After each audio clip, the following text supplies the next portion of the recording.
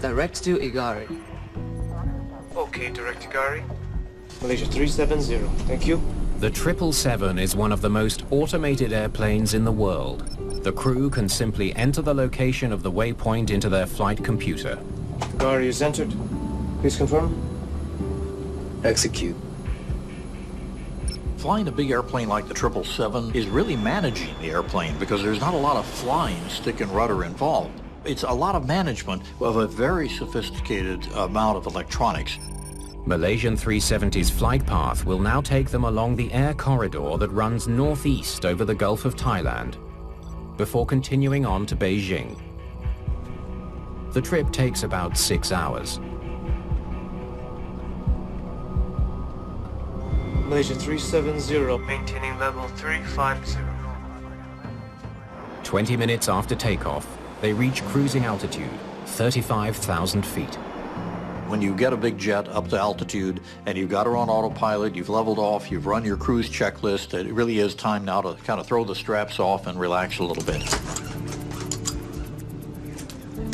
The crew will now monitor the autopilot until they're ready to land. Controllers in Kuala Lumpur will only track the plane while it's in Malaysian airspace, about 20 minutes more. As the plane crosses the Gulf of Thailand, controllers in Vietnam will take over.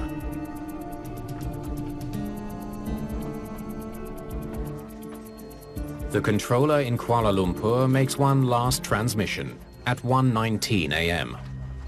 370, contact Ho Chi Minh, 120.9. Good night. Good night, Malaysia 370.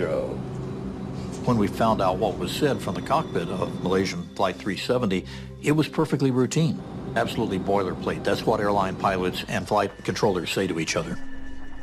The crew is expected to contact Vietnamese controllers in less than 1 minute.